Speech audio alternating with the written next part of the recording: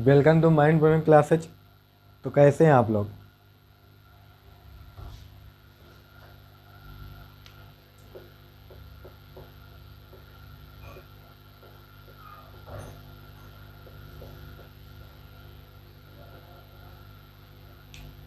Flux बोले तो गालक, ये पढ़ना है हमें। इसके बाद एलिंगम डायग्राम है, उसको पढ़ना है। दोनों चीज़ें आज पढ़नी है। तबीयत अस्वस्थ है तो हो सकता है वो रौनक ना दिखे क्लास में, या फिर हो सकता है वो चमक ना दिखे चेहरे पे। आपका पढ़ने से मतलब होना चाहिए, बाकी कोई मतलब नहीं। तो गालक, गालक क्या होते हैं हमने पहले भी इसके बारे में डिस्कस किया था। गालक क्या होते हैं, क्यों मिलाए जाते हैं, है ना। तो अशुद्धियों को दूर करने के लिए, धातमल बनाने के लिए, कि धातमल बन के अशुद्धियाँ धातमल के रूप में बाहर हो जाएं, इसलिए क्या मिलाते हैं हम? गालक मिलाते हैं। समझ रहे हो? गालक मिलाते हैं, समझ गए?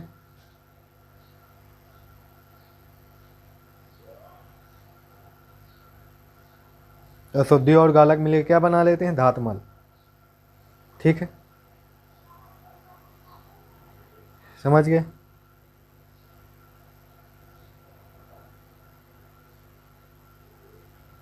लिख लो, अयस्क में उपस्थित अशुद्धियों, अयस्क में उपस्थित अशुद्धियाँ ऐसी होती हैं जिनका गलनांक बहुत अधिक होता है, जिनका गलनांक बहुत अधिक होता है।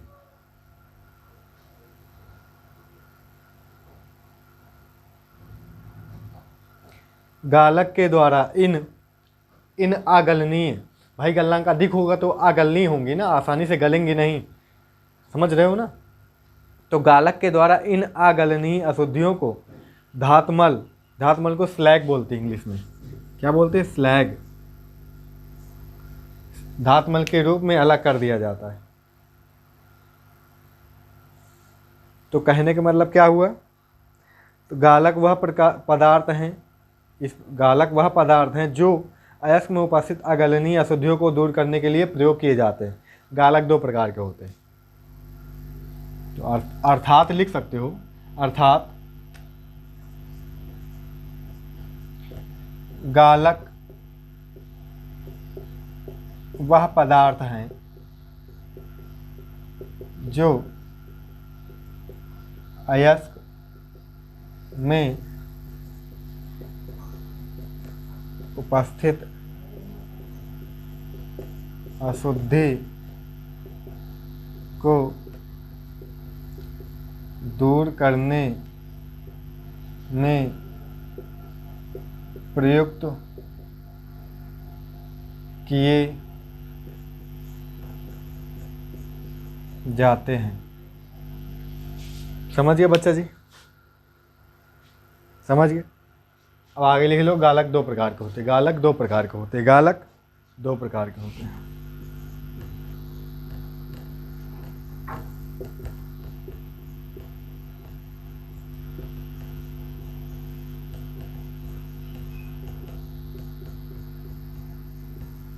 अम्लीय गालक, क्षारीय गालक, एसिडिक फ्लक्स, बेसिक फ्लक्स। समझ गए?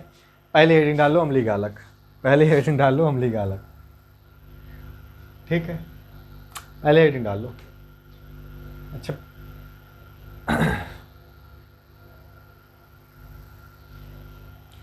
पहले हेडिंग डाल लो।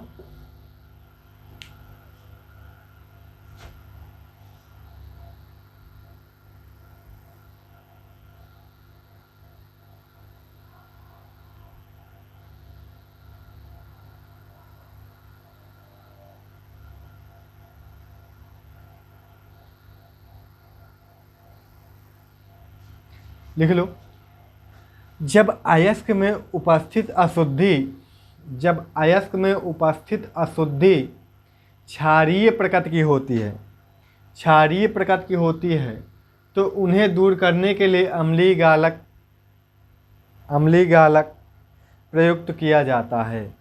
अम्लीय गालक प्रयुक्त किया जाता है। अम्लीय गालक प्रयुक्त किया जाता है। समझ गए? जैसे कापर के निष्कर्षण में, जैसे कापर के निष्कर्षण में, कापर के निष्कर्षण में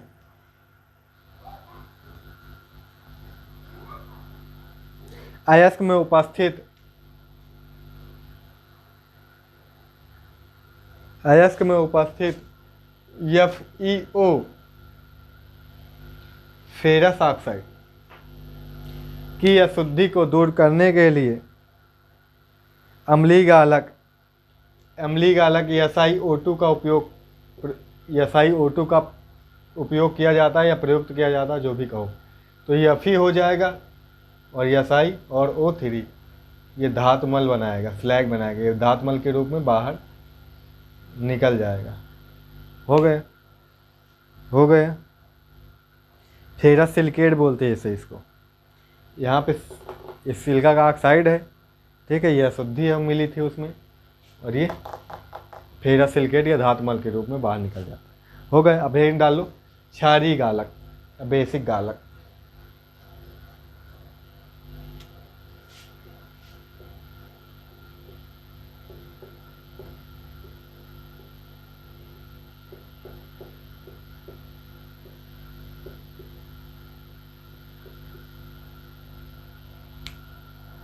कौन सा गालक? क्षारीय गालक।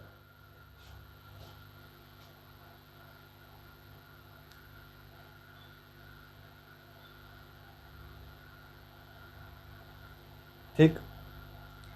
जब अयस्क में, जब अयस्क में,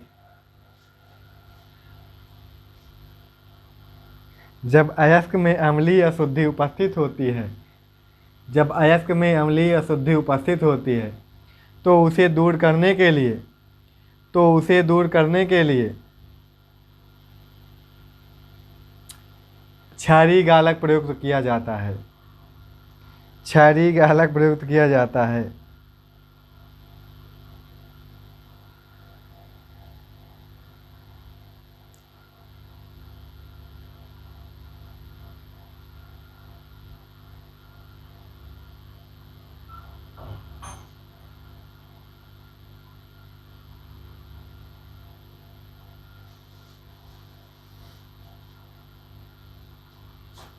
ठीक।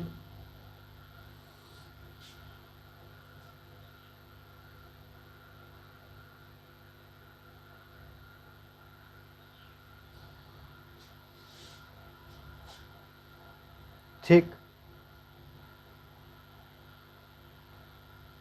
जैसे आयरन के निष्कर्षण में,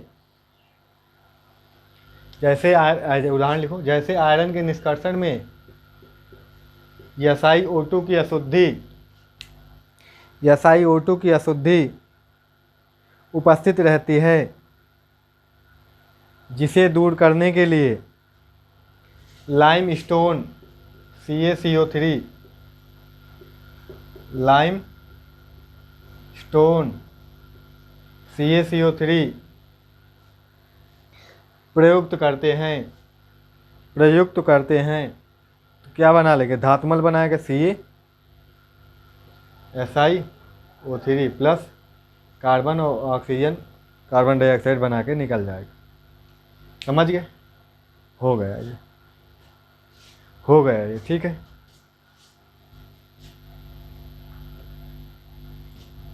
तो हमारा गालक वाला टॉपिक हो गया खत्म। यार ये NCERT की बुक हो तो उसमें एक अलिंघन डायग्राम बना है।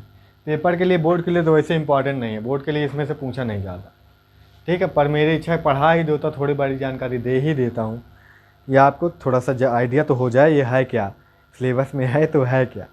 ठीक है। आपने ऊष्मागतिकी वाले चैप्टर में पढ़ा होगा, गिब्स ऊर्जा का समीकरण एक पढ़ा होगा, डेल्टा G बराबर delta H minus T delta S। ये पढ़ा है बेटा जी? पढ़ा है। वैसे जो अलिंघम डायग्राम है, जो अलिंघम डायग्राम है वो प्रगलन से संबंधित है। किसके संबंधित है? प्रगलन। किससे संबंधित है? प्रगलन के संबंधित। आप इसको नोट मत कीजिए, हमारे हिसाब से जो इतना भी लिखा है नोट कर ले। अब जो है सिर्फ सुन लो, समझ लो, बुक खोल लो, NCERT को चाहे जो हो, उसमें भी बना है लिंगम डायग्राम, उसे समझ लो, जो भी बुक हो आपके पास उसे खोल के ये चीज़ें समझ लो बस, ठीक है। ये क्या हो जाती है, ये रेंडमनेस उसकी स्वतंत्रता को बनाए रखने के लिए ये कुल क्या हो, आंतरिक ऊर्जा हो जाती है, कुल टोटल उसकी आंतरिक ऊर्जा, या फिर एंथैल्पी कह देते हैं। ये इसकी एंट्रापी हो जाती है, एंट्रापी घटा देते हैं तो गिब्स ऊर्जा का आ जाती है।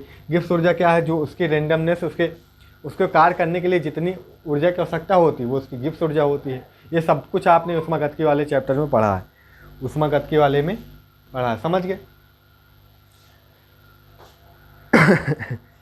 तो यहाँ पे जो प्रगलन में क्या होता है, प्रगलन में अपचयन होता है। प्रगलन में क्या होता है, अपचयन होता है।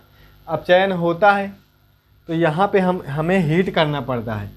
अपचयन कराने के लिए हमें क्या करना पड़ा, हीट करना पड़ता है, अर्थात ऊष्मा शोषी अपक्रिया है। ऊष्मा इसे देनी पड़ती है, ऊष्मा लेती है, निकालती नहीं है। कैसी अपक्रिया है, ऊष्मा शोषी अपक्रिया है ना। इतना तो आपको समझ में आ रहा है ना। ये जो प्रगलन होता है, अपचयन अपक्रिया होती है, इसमें आपको हीट करना पड़ता था वायु की उपस्थिति में। कोई कोक या कोई अपचायक मिला के कोई जो धातु प्राप्त होती थी भाई, जो धातु प्राप्त होती थी उसमें कोई धातु ऑक्साइड मिलता था, कार्बन मिला देते थे। यही तो करते थे, तो गर्म करते थे ना, गर्म ही तो करते थे। तो मतलब हमें ऊष्मा देनी पड़ती है, अर्थात ऊष्मा गतिकीय अपक्रिया, ऊष्मा शोषी अपक्रिया होती है। जो प्रगलन होती है वो कैसी अपक्रिया होती है, ऊष्मा शोषी। ऊष्मा शोषी का मतलब क्या है, ऊष्मा देनी पड़ती है, ऊष्मा देनी पड़ती है, अर्थात उसके लिए डेल्टा जी का मान क्या हो, डेल्टा जी का मान क्या होता है, डेल्टा जी का मान क्या होगा बताओ। ऊष्मा शोषी के लिए अपक्रिया जो डेल्टा एच का मान होगा, पहले तो ये जान लो, डेल्टा एच जो होगा ये धनात्मक होगा। ऊष्मा शोषी अपक्रिया के लिए डेल्टा एच क्या होगा, धनात्मक होगा। जब ये धनात्मक होगा यानी कि ये अधिक होगा, और अगर ये वाला मान क्या है, ये अगर धनात्मक होगा तो इससे तो ये घट जाएगा, तो ये क्या आएगा, पॉजिटिव आएगा, डेल्टा जी क्या आएगा, धनात्मक आएगा। यही तो होगा, यही तो होगा। अगर एंट्रापी हम क्या कह लें, एंट्रापी को हम सबसे कम गैस या सबसे अधिक हो जाती है, एंट्रापी को क्या कह लें,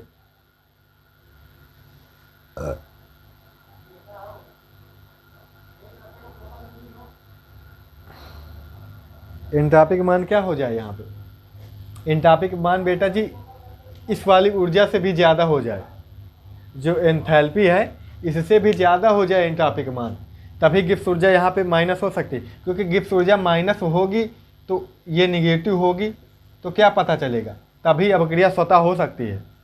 अपक्रिया स्वतः कब होगी, जब गिब्स ऊर्जा का मान क्या होगा, निगेटिव होगा, नकारात्मक होगा। गिब्स ऊर्जा का नकारात्मक मान कब होगा, जब एंट्रोपी का मान क्या हो जाएगा, एंट्रोपी का मान कम हो जाएगा, किससे, टी डेल्टा एस से, एंट्रोपी से। एंथैल्पी का मान कम हो जाएगा एंट्रोपी से, तभी तो होगा। भाई देखो डेल्टा जी है, मान लो ये 50 है, माइनस अब ये 100 आ गया, ये वाला इसका मान क्या आ गया, एंट्रोपी का 100 आ गया, तभी तो डेल्टा जी क्या आएगा, माइनस डेल्टा जी जो आएगा माइनस का 50 आएगा। जब ये ज़्यादा होगा तभी तो आएगा, समझ रहे हो ना। तो एंट्रोपी ज़्यादा होनी चाहिए। अब क्योंकि ऊष्मा शोषी अपक्रिया के लिए एंथैल्पी क्या होगी, एंथैल्पी डेल्टा एच क्या होगी, धनात्मक होगी। तो एंट्रोपी यहाँ पे क्या होनी चाहिए, ज़्यादा, अर्थात ऊर्जा ज़्यादा बाहर निकलनी चाहिए, ऊर्जा ज़्यादा बाहर निकलनी चाहिए। गिब्स ऊर्जा में जो परिवर्तन होना चाहिए वो ऋणात्मक होना चाहिए। गिब्स ऊर्जा में जो परिवर्तन होना चाहिए वो कैसा होना चाहिए, वो ऋणात्मक होना चाहिए, तभी ये अपक्रिया स्वतः हो पाएगी, समझ गए, तभी यह अपक्रिया स्वतः हो पाएगी। ये सब कुछ आपको लिखा मिल जाएगा, ये सब कुछ आपको लिखा मिल जाएगा। अगर अपक्रिया का जी का मान धनात्मक आ रहा है तो वो अपक्रिया स्वतः नहीं होगी। हम स्वतः चाहते कि अपक्रिया स्वतः हो जाए, अपक्रिया खुद से हो जाए, समझ रहे हैं। तो उतना ज़्यादा उसको क्या करना पड़ेगा, टेम्परेचर देना पड़ेगा, उसको उतना ज़्यादा टेम्परेचर देना पड़ेगा, क्योंकि उसके पास ऊर्जा की कमी होगी, तभी तो गिब्स ऊर्जा का मान क्या होगा, ऋणात्मक होगा। इसलिए इसमें क्या करना पड़ता है, प्रगलन में टेम्परेचर देना पड़ता। अब कितना टेम्परेचर देना पड़ेगा कि ऋणात्मक हो जाए गिब्स ऊर्जा का मान, कितना टेम्परेचर ज़रूरत होगी, ये सब किससे पता चलता है? एलिंगम डायग्राम से। यही चीज़ें कौन सा आपको जब अपचयन करवा रहे थे हम, कोई ना कोई अपचायक यूज हो रहा था, तो कौन सा अपचायक यूज होगा अपचयन करवाने में और कितना टेम्परेचर लगेगा, उसके लिए गिब्स ऊर्जा का मान कितना होगा, ये दोनों चीज़ें क्या वो कौन बताता है? एलिंगम डायग्राम बनाता है। एलिंगम डायग्राम जो बना है वो आपका टेम्परेचर और डेल्टा जी को लेकर ही बना है। इधर गिब्स ऊर्जा का मान लिखा जाता है, इधर टेम्परेचर का मान लिखा जाता है। उसमें बहुत सारे रिएक्शन लिखे हुए हैं, उसको हम थोड़ा सा ड्रा कर लेते हैं, फिर आपको समझाते हैं, ठीक है। ऐसे ही होता है हमारा एलिंगम डायग्राम। एलिंगम आरेख बोलते हैं हिंदी में इसको। बुक में आप देखें तो इसमें और बहुत सारी रिएक्शन लिखी हुई हैं, ठीक है। ये इधर गिब्स ऊर्जा का मान होता है ऋण आयन में, ऋण में माइनस लगा है ना सबके आगे। और इधर जो होता है टेम्परेचर होता है हमारा ताप का मान होता है कि कितने ताप के कौन सी अपक्रिया होगी और कितना उसके लिए गिब्स ऊर्जा का मान होगा। समझिए, जो नीचे वाला है वो अपने से ऊपर वाले की ऐसी तैसी कर सकता है, यानी कि अर्थात अपने से उसके नीचे वाला अपने से ऊपर वाले की का अपचयन कर सकता है, अर्थात वो उससे ज़्यादा प्रबल अपचायक होगा। जैसे कि यहाँ पे मैग्नीशियम है, एल्युमिनियम का अपचयन कर सकता है। ये समझो, जैसे कि मैग्नीशियम का ऑक्साइड है, एल्युमिनियम का ऑक्साइड है, अगर हम मैग्नीशियम मिला दें कितने टेम्परेचर पे, यहाँ तक देखो, यहाँ के बाद ग्राफ इसका कहाँ जा रहा है? ऊपर जा रहा है। यहाँ के बाद ग्राफ कहाँ जा रहा है? ऊपर जा रहा है। तो यहाँ तक जो टेम्परेचर आएगा करीब कितना आएगा? 900 के आसपास आएगा ना। तो 900 के आसपास जो टेम्परेचर होगा, 900 डिग्री सेल्सियस के आसपास, उससे कम टेम्परेचर पे ये इसको क्या कर सकेगा? इससे ऑक्सीजन ले लेगा, MgO बना लेगा और एल्युमिनियम को अलग कर देगा। समझ रहे हो? अर्थात इसका अपचयन कर दिया, इसने ऑक्सीजन को अपने ले लिया। ऑक्सीजन का निकलना ही क्या कहलाता है? अपचयन कहलाता है। लेकिन इससे ज़्यादा, जैसे हम 1200 टेम्परेचर कर ले तो देखो ग्राफ ये ऊपर पहुंच गया, इसका ग्राफ क्या हो गया? ऊपर पहुंच गया। तब ये और अधिक टेम्परेचर पे ये इसका अपचयन नहीं कर पाएगा, फिर उल्टा हो जाएगा, एल्युमिनियम खुद मैग्नीशियम का अपचयन कर देगा। समझ रहे हो ना? फिर उल्टा हो जाएगा, क्योंकि एल्युमिनियम तब नीचे हो जाता है, मैग्नीशियम ऊपर हो जाता है। समझ गए? इससे यही हमें पता चलता है। ये चीज़ें हमें बताया कितना टेम्परेचर चाहिए, कौन सा अपचायक चाहिए, कौन सा अपचायक चाहिए। जैसे कि यहाँ पे मैग्नीशियम अपचायक चाहिए, इतने टेम्परेचर पे इतना टेम्परेचर चाहिए तो मैग्नीशियम अपचायक चाहिए। तो यही चीज़ हमें एलिंगम डायग्राम बताता है कि हमें प्रगलन कराना है तो कौन सा अपचायक यूज करेंगे और कितना टेम्परेचर होना चाहिए कि आसानी से अपक्रिया हो जाए, अपक्रिया सफल हो जाए। क्योंकि जैसे जैसे हम इस ग्राफ में ऊपर जाते हैं वैसे वैसे गिब्स ऊर्जा का ऋणात्मक मान क्या हो रहा है? घटता जा रहा है ऊपर को जाने पर, है ना। गिब्स ऊर्जा का ऋणात्मक मान घटता जा रहा है। समझ गए? और जैसे जैसे इधर आते हैं टेम्परेचर का मान बढ़ता जाता है। ये भी एक चीज़ ध्यान रखना। समझ रहे हो ना? ठीक है, ये चीज़ें आपको समझ आ रही हैं। तो यही एलिंगम डायग्राम, ये चीज़ आपको समझ में आ गई। इसकी सीमाएं भी हैं, इसके लक्षण भी हैं, वो चीज़ें आप पढ़ भी सकते हैं बुक में। उतना खासा पेपर के लिए इम्पॉर्टेंट नहीं, मैंने पहले ही बता दिया। आपको आइडिया होना चाहिए एलिंगम डायग्राम है क्या, इसका यूज क्या है, इसका बेनिफिट क्या है, ये किस लिए है, बुक में क्यों है, सिलेबस में क्यों है, ये सब आपको पता होना चाहिए, इसलिए मैंने बता दिया आपको। ठीक है, आप चाहे तो लिख भी सकते हैं, बना भी सकते हैं, कापी सज जाएगी, अच्छी हो जाएगी, कोई दिक्कत वाली बात नहीं है। आप इसके लक्षण भी लिख सकते हैं, इसको बना भी सकते हैं, 2-4 इसके लक्षण भी लिख सकते हैं, सीमाएँ भी हैं लिख सकते हैं।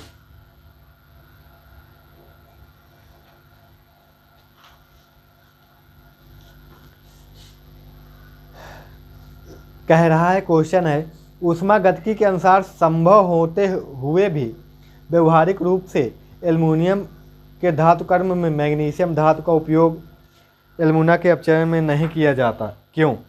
क्योंकि 1665 केल्विन, वहाँ पे हमने डिग्री सेल्सियस में देखा था, यहाँ पे केल्विन 1665 केल्विन के नीचे मैग्नीशियम एल्युमिनियम को अपचयित कर सकता है और एल्युमिनियम प्राप्त होता है, परंतु प्रक्रम लाभकारी नहीं होता। क्योंकि मैग्नीशियम क्या होता है? महंगा धातु है। मैग्नीशियम क्या है? महंगा है। तो तो मैग्नीशियम क्यों लेके हम अब चयन करेंगे भाई?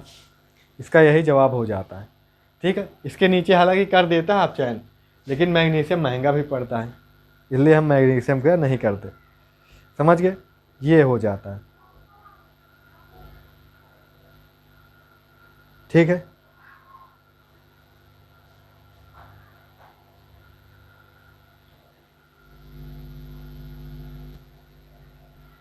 तो बच्चा लोग इतना ही रखते हैं। अब आगे हमें पढ़ना आयरन के ऑक्साइड के आयरन का निष्कर्षण पढ़ना है। आयरन निष्कर्षण पूरा वीडियो बनेगा, पूरा लंबा जाएगा फिर। अब एक ही वीडियो में रखते हैं ना वो टॉपिक, तो अच्छा रहेगा। इतना ही रखते हैं आज। आयरन निष्कर्षण कल पढ़ लेंगे।